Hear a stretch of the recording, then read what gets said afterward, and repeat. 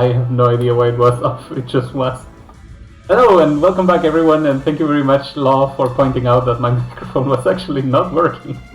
Okay, so, for the past, long story short, because the last intro went like this, for the past 5 weeks or whatever, however long, 3 weeks, Season 6 has been going on, I've been trying to shift my meta into tank push because of the heroes that are coming, Hilda, and everyone from the Empire side, and also from the Reincarnation side. They'll only get stronger and stronger, so I thought, if I'm going to be meta, it is now the time to shift. And for as hard as I could try, I just don't have the skill to keep up with what is tank push. Sure, I had some wins here and there, but in general I was suffering a lot. The matches were going down to the 12th turn most of the time, and I was really having a hard time not making any mistakes. I am very big on mistakes. So, there was a point here where I reached up and down, all the way back to 1600, and I thought, this is not me. So, what am I gonna do? Well, I am going to change back into my style, which is Rush. And when that decision was made, the win streak started. So, I would like to show some of the matches, because I think Rush has gotten so much more fun for me, and I guess I got better at it, that it felt like I was playing what I was meant to again. So I was mentioning that Akaya is such a central, strong piece that most people are banning her right away when they see a box like mine. Even though I technically have 2 tanks, they just don't buy it. Estelle is actually my secondary rush hero. This could also work with Luna if some of the heroes interact with her. This is not a good map for Luna. But Estelle gives +1 move to everyone, and Verna will of course occupy a similar position in the future. So that's gonna be very interesting very soon. 1 month, I guess. So, I start by picking off my Estelle, and then I start completing the roster. It starts with an Ares followed by a Bozel. Ares can go turn 1, Bozel can go turn 2. Turn 2 first round, first action. So it's usually a very strong combo. You get to modify how these people are standing. With support of Licorice, I can counter the Hobo's painting of the terrain. And then the enemy picks a Bozel. I continue with a mythical faction buff because it benefits Bozel severely to have an actual faction buff rather than just the 16% from Estelle. Alright, so combat starts. I make my 3 units flyers. There's no point in not taking the advantages of evading these type of slots just because there's a old use capable of painting the terrain. I make a construct first, no need to use faction buff yet, mainly to block or to create room for sitting units behind it.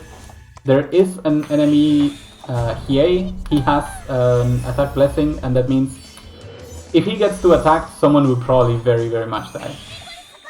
But right now I did the math, and the movement made it so that he could not reach any of my units back here. And I find a very crazy opening to attack the enemy's Bozo. Bozo, very likely for me, gets silenced and movement down, so he's a complete irrelevant position. And then I get another silence here just to add insult to it. I was prepared for this to actually be a 5C response, 3C response by Hobo. But you know what, I'll take the RNG. This is exactly why we put clock on all of our mages, our AoE and debuffs. And this allows us to go, for example, attacking straight into a Tiaris, killing the Tiaris because, let me show you, enemy Landius has not yet set up his guard. So, alright, so we start the turn. Enemy Landius has still only done the faction buff, therefore Tiaris is able to be attacked. I guess I did not need to go back that far. And in any case, with this opportunity now, with no fear of retaliation, I can fly here, kill Tiaris, and then I basically can force Hiei into a choice. Sure, he will not get hit here, but if I move up here, then Hiei will have to chase me upwards in order to try to get a kill. And sure, if he uses then his dragon to try to get the kill on Ares, then I am more than happy. Ares has 100% here. So he goes straight up for the attack. But without Twilight Star, the last rites just defend me from the death. And I was really impressed at that. But you know what? I will not complain. So we kill their Tiaris, that means they get to act first. They use Bozo, they kill my Ares, but that is not a problem. I can trade an Ares for an AoE opportunity. And now he is very, very sad about what's going on here. Opponent then says, I had enough. And that's the first game of Rush going upwards. Game number 2. We get first again. I think there was a streak of like 6 matches where I got first. And anytime anyone is not banning Akaya, I pick Akaya. Akaya is so ridiculous. I cannot emphasize this strong enough. The amount of stuff that she got now, thanks to the unique, the versatility that comes with the unique, is exactly what Akaya was missing. If I get an Akaya, Rian is the secondary most ridiculous pick, so I am always happy to see that people ban Ares and other stuff. I don't even care that I don't have a faction buff for him. I guess Yusuke could still be. Akaya's 2 turns of 30% attack, more than it would ever be needed. And Akaya also works immensely well with Hiei. Hiei actually gets 5, then 6 movement. That is more than Zerida. That is more than Zerida with Breeze. That is just everything you could ever need. I add on top 1 Licorice in order to paint a little bit of the terrain and make a very annoying statement on the opponent. Ban as many heals as I can, even though opponent got 2. And then I pick an Eins on the last spot, just to support, because another Estelle, and Estelle is not needed since we already have movement here. So whenever I get my Eins right now, I am starting always with Fly. There's no point in giving an Eins walking movement on turn 1. He probably cannot get anywhere anyway, and his range is very limited. That's why I usually start with Fly. Now he moves 4, now he moves 6. That is much better for turn 2, round 2. In any case, Rian has detected that someone has died, even though it's a wolf, so he's very happy about the topic, and goes like, okay, if the opponent is gonna try to block my way, but still stay in range of these swords, I am going to deal a ridiculous amount of damage. I have no problem with that. And I don't even know if I got a clock. But in this case, what I wanted was to force the hand of the opponent. They had to use Miracle, they had to move stuff around, they have to use AoE, and here I just have the opportunity to throw even more debuffs their way. Alright, and then one thing that has been happening a lot lately, which did not used to be there in the previous seasons, is that people have been shifting either into Blood Pact to counter Elwyn's or into Bracer to counter fixed damage. Which means there are situations like this where Alandius just gets mobility down. Mobility down comes no defense, and with no defense comes a very happy Hiei, who shows up here, gets the kill. Opponent can only use their Imelda. I get another wolf, but if they use Imelda, that means I still have another move with Hiei. I could have gone for a double kill attempt, like I still have all of the abilities, but I know that Joshua's counter attack is the fastest of the game. So in here you see, if I had lost any troop, there was a chance that I could not have killed that Joshua. And I really don't care about fighting the remainder of the 3 with the units that I have here. That's why I just straight up went against Joshua, got the kill. I almost thought I didn't have the kill, but I got it. And then with that, I just finished the match. It's just a matter of dispatching even more AoEs. Opponent just gives up and thinks that was more than enough. I think the best thing about Rush that I absolutely love is that it really only takes a few minutes to play the matches. And that is so good. So where are we? Is it the fastest normal ATK? As counter attack? I don't know, Snuggly.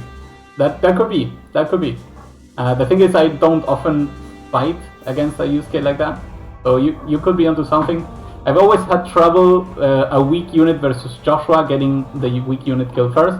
You see this a lot. I use Joshua in auto AI arena. When the opponent comes to attack the Joshua because he's technically ranged, right? So surely it's a kill. They just die before even dealing any damage. So that's usually amazing. Okay. So where were we? We just watched this one. Let's go on to this. Get to be first again. Estelle is banned. That's no problem for me. I would much rather have my Ayaka. Akaya. Ayaka is the other thing. So I guess Aka here because we did not translate their name completely. Okay, Aka is picked. I see bans that are not Rian, so I probably will pick Rian.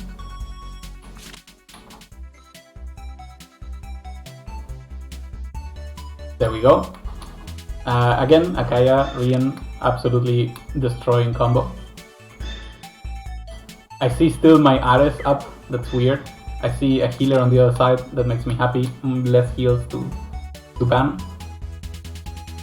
Ares, of course, perfect company to an Akaya that can make him fly the entire way.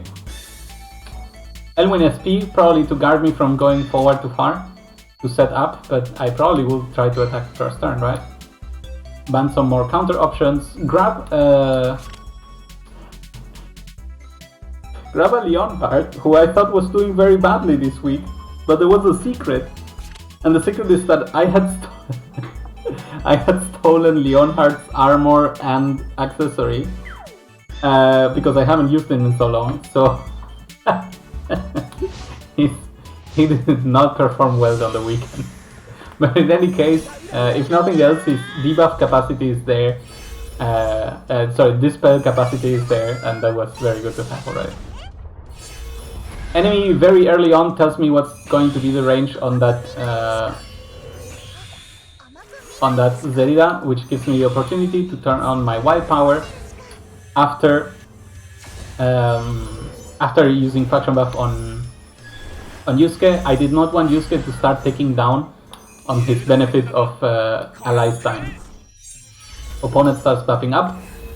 I make sure in general to stay away of the range of SP Elwin. I should have brought Lancer Troop. That was my mistake. I don't even know if he died here.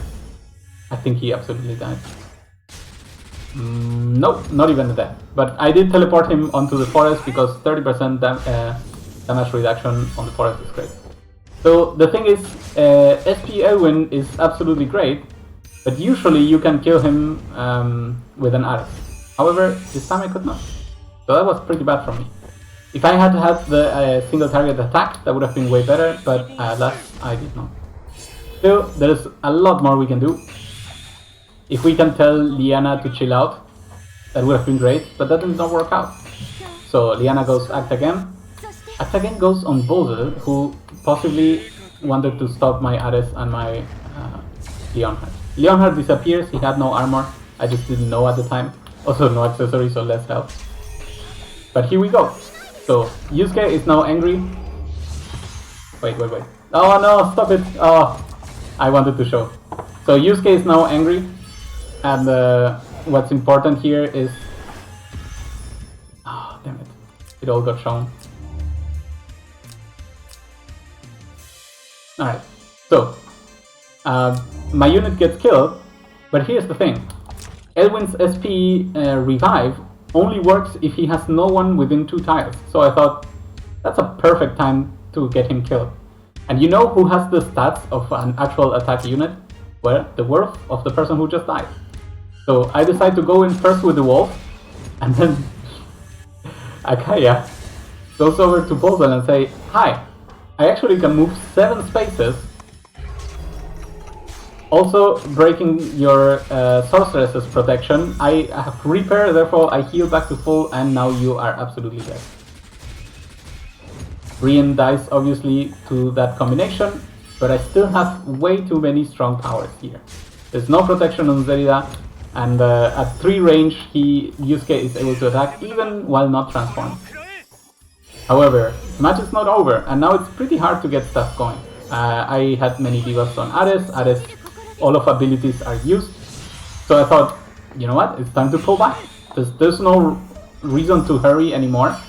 He is slow, he cannot rush into me. These holy maidens almost destroyed my troops of Ayaka. And then we just run back. Yusuke can't punch, however, because he just transformed. I go into the forest, I heal back a little bit by the punch. It does really no difference. The summon, of course, is a cute idea, but actually that's not the way summons work. I get my own wolf out of this, and I can put the wolf in the way so that they cannot chase against my unit. Landius still tries to stay on the protection plan. Another wild power is triggered. I kill someone so that Yusuke is very happy again about this. I heal a little bit and I give everyone all the power that they need. They have to use their Liana because that's how turn order works. And now I get to go to town. This begins with an AoE. And the way they are arranged after this, I am just allowed to go away.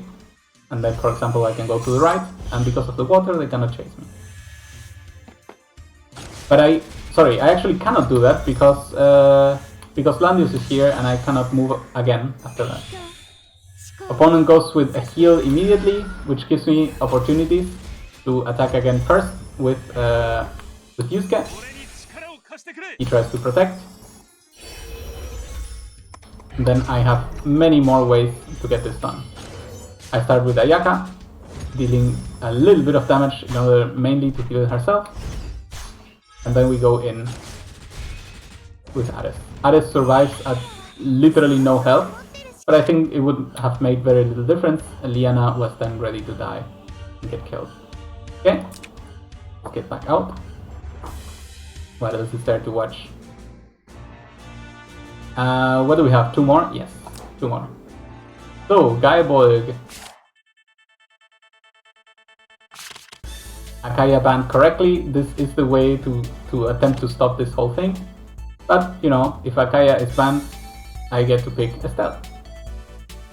I take care of Alustriel as first. I don't even care if they get the dog, because this map is Alustriel's playground. Like, there's so many opportunities to dodge cost that she can basically get almost anywhere as soon as she's close to the borders or the center. Anywhere she moves, she can just reach the entire map one turn after. Alright, my first pick here then is Licorice. Licorice is going to help me either survive or paint the ground. I make sure that there's no intention from the enemy to pick stuff that would support Hobo, even though he already has Landius, because if he had picked Hobo there, he would have no healers remaining. And you know the difference between no healers and healers is just destructive in Rush. Imelda, though, not the best of healers, so I'm very happy that's the choice. I know that she's capable of buffing basically these 2 people to destroy me, so I'm trying to make sure that the opponent does not have longer legs on turn 1. That's one of the most important aspects. I even let them have Hobo later on, because it did not matter as much as, I don't know, a 6-move Omega who can just kill someone and then go back all the way. In here I made a mistake because I did not read the 3C of Sigma correctly. Had I not moved to this position, this possibility would not exist. I should have moved Estelle here, even though it would have been possible for him to attack. I probably could have set up in a way that it would have been okay for me to take that hit. However, this is what I chose to do, and it's something that I have learned from not facing many Sigmas, and I guess I will face more when SP Sigma comes in. So, opponent sets up most of his proceedings, especially here the position for... Yeah, see, that would not have been possible, the 1-turn attack, if I hadn't given him this perfect position. So, had I been here, this would have not been possible. I just missed that. Next time, I will check. Opponent sets up Serida, gets to attack me, and Windstrike just destroys me no problem because he's Sword, and Swords have no problem doing this to me. Okay, but now, opponent has to face my Wrath. I make yet another mistake in moving 1 tile too far with my Joshua, but I made sure, if I remember correctly, to remove Joshua's ninjutsu so that I could move through this with no problem. The same goes for Bozel and Licorice. I actually gave them ground troops so that Hobo would basically have no effect on them. So none of my 4 remaining units suffer from Hobo's tiles, and that's already great. I get to poke Hobo, that's great, it triggers a mass heal here, which was totally not necessary, I don't think I would have done that. And I decide to go for the Grand Cross, even though it's not the best idea, because first it's dispelled to everyone. And I had not seen that there was a clock trigger on this. If I had noticed this, I would have acted completely different. I could have slept with Bozel, but this is what I chose to do, and we can see that Arianrod is going to be in trouble. Sorry? What happened? Could have slept with Bozel. Good wife. I could have cast Sleep with Bozel onto an enemy. So what happens here is that for whatever reason, without the faction buff, the power of... Oh my god, these people. Let me stop. The power of the attack of Sigma was greatly reduced, and honestly, even with archers and an ice attack, Holy Arianrod was quite tanky. So 6 and 12 MDef and 1000 attack int only without faction buff. So that was pretty good. In any case, Arianrod survives an unexpected turn of events, sure, but I don't think I get to act first anyway. There we go. Arianrod dies. That's not a problem. Opponent right now is in a strategic position, but I still have all the movement from the previous buffing. That means Bozel is able to just go up here, throw one dangerous AoE, which is followed up by a Dark Demise. Dark Demise specifically used for a little bit of damage, gladly, and dispels. But a new faction buff comes up. However, there was a debuff here of protection against buffs. So the whole faction buff was completely wasted, and the opponent did not get anything out of it. It gets to be my turn again because I have so many dead units, and I decide that painting the terrain is the better option here. I put some debuffs on all the people, trigger one death here, and I get a clock. I don't think the clock was necessary, but it really made a number. So I check now, what can I do to stop this Zerida from killing everything? I decide, you know what, if there is no land use, then maybe that's not a problem. I do not get the kill on land use, and Sigma just dies to me. So instead I just choose to kill the land use. Thankfully, Bozel survives. Zerida has to then try to keep up with the silence and without any position to move out in order to trigger her talent again. I had checked and she was only able to move here, therefore Licorice was basically covering all the way. And now that she has already been dispelled so much and damaged so much, I just have to wait with Joshua, and one or two turns later it will all be fine. Opponent decides that it's over, runs away into the smoke, and is dead. All in all, pretty interesting matches. So again, M&M.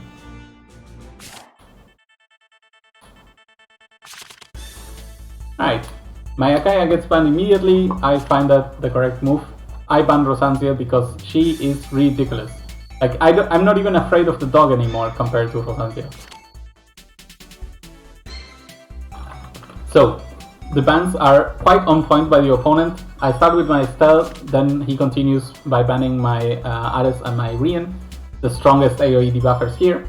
And I decide, you know what, maybe we should go old school. And it's a good time to bring the Joshua. Joshua plus Estelle plus any other of the time heroes.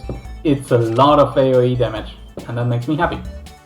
Opponent brings Hobo thinking that I'm gonna be on ninjutsu with Joshua, but I decide not to. And then when I grab Licorice, I think not only can I clean, she can also walk on the ground, no problem. Opponent gets Iris, so I make sure that there's nothing that Iris can teleport turn 1 that ruins my day, like a Bozel or an Arianrod. I pick my own Bozel just to be able to counter such strategies. There is a Joshua that could try to do something against me. Not like we're having a mirror match, but there are some similarities here in what we can do.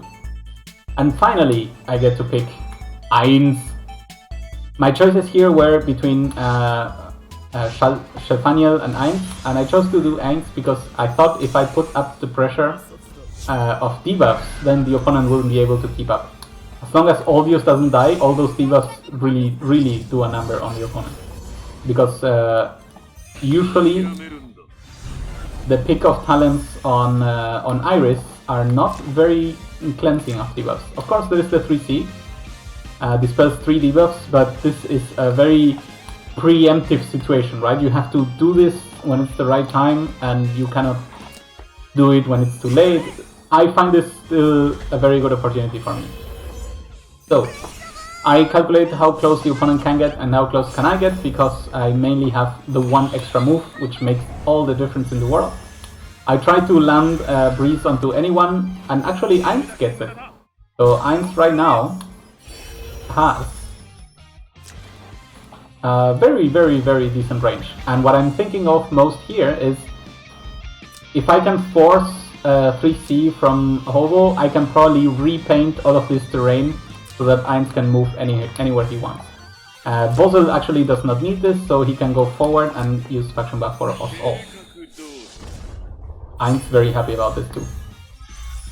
Ainz Sama. Okay, Bozel goes first, finds 2 targets, very happy about silence, and gets absolutely none of them. Hobo pushes me back, thinking, I don't want to get hit by this. And this is exactly what I was thinking. I can do stuff while Hobo thinks that he has pushed me out. First and most important, I have enough move to get in range to shoot this Joshua. If we hadn't gotten a crit, maybe he would have survived, but with the crit, it's just a deletion. Yoop. It's gone. Seri uses Alhazar. But using it so far away gives me exactly the range that I need in order to stay clear. And now that I've cleansed this,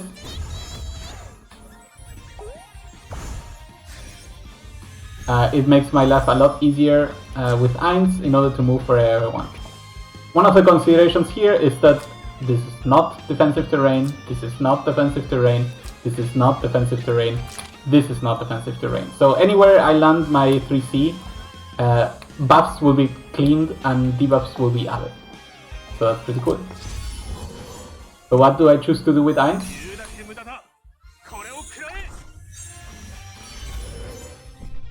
Well, nothing. So first of all, the range was not good enough to cover anywhere. It could not hit Bozel, it could not hit me. So I decided to park Ainz where he could reach the entire map for the next round. And if I somehow can wait out that Seri uses all her skills, her turn, then this skills turns back into the 3C, which then cannot be used against me immediately, so that's super positive for me. And I don't think an auto-attacking Zeri can kill me with my troops. Maybe on Ainz, but Ainz has his own type of protection. So, what I try here is very cute. I go in because I can hit everyone, and all of these buffs are transformed into debuffs. And there's deletion here. And here, I get a little bit unlucky where neither the slice... what am I looking for? Neither this one or the... the attack buff does get deleted. So I did delete some cool stuff, but the move is still everywhere, so Zerida can reach me. However, Zerida here has to do a gamble. And I thought, you know what? I'm gonna sweeten the deal. I don't need Joshua right now, he already did his job. And if I offer Joshua here, right, in range to get killed, that means that Zeri will stay in range of me for the next turn, and I can AoE the crap out of her. And she won't have any more of this protection. So there's a lot I can do if I put here a spade. Had I put him here, had I only left Ainz, she could have gone here, for example, and then run away here to stay away from the AoEs. That could have worked for him. Of course, attacking into Ainz is always a gamble, a 30% gamble, that you will not get the kill. So I think I sweetened the deal too much not to take, and that was the opponent's downfall. In any case, had he not taken the deal, Joshua would have destroyed everyone. So I get to sleep Serida. Now none of these remaining units can really do much damage to me. So even with a teleport, I don't know why the opponent did that, but even with that protection, all I have to do now is close in on them. I do not use my 3C on Licorice immediately. I know that next turn I will have a much better opportunity, and now that Iris has moved, well, I have free reign. So AoE number 1.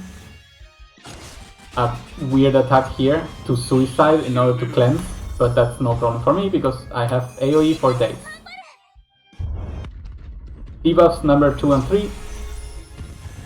There's a miracle stuff on her, that's why there's so many debuffs, and now AoE number 3. Phoenix, 2 people killed. And honestly, I still have a black hole here, so I could have done a 4th AoE if it was needed. Honestly, Rush is really my way to go. And I know that there are counters to Rush. I know that there are games where I will still lose, but I'm having so much fun playing these games that maybe we'll see each other next time on the weekend when I stream again from Apex Arena.